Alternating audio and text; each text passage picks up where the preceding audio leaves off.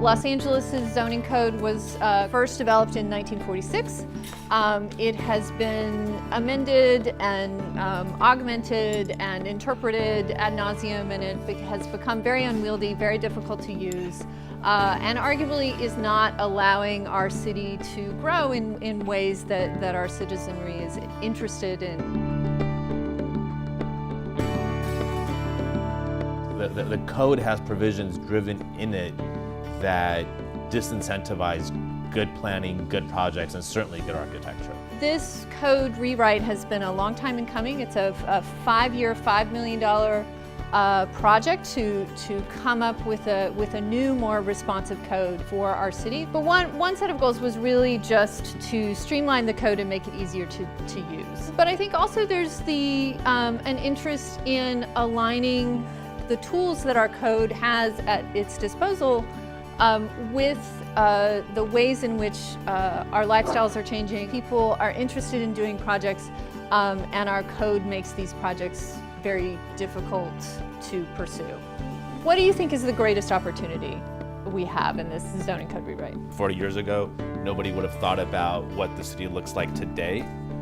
So it's having a framework that is flexible enough to protect what we as a city think is important today, yet allow what may naturally become the norm in 40 years.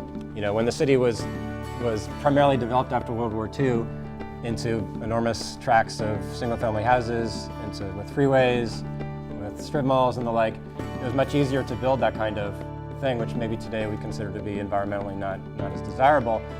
And then with the rise in the environmental movement, with rise in the growth of the power of homeowners in the 1970s, we got to do better projects. We have good goals, but a slow process. In the past, we maybe didn't have good goals, we had a fast process. The ideal maybe to have good goals and a fast process. One of the things I think we want to look at is more standard conditions imposed on projects. So if they're by right, they still have to follow certain standards. For example, there are certain parts of the city, certainly downtown, that the city wants more restaurants and more bars to move into that sell alcohol.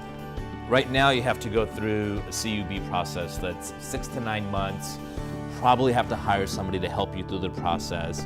So you're looking at, give or take, $100,000. You're probably going to have to sign a lease and pay rent during that 6 to 9 month process with no assurance that your CUP is actually going to be approved. A suggestion that I have is to identify pockets of the city that we want to encourage investment in restaurants and bars and those types of uses.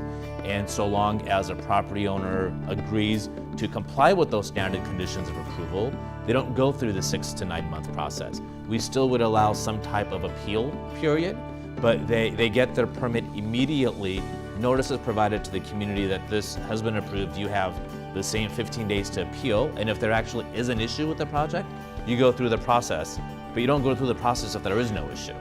I mean, things like that to streamline and simplify things. You know, the implementation of this code is going to rely upon projects and development to make it happen.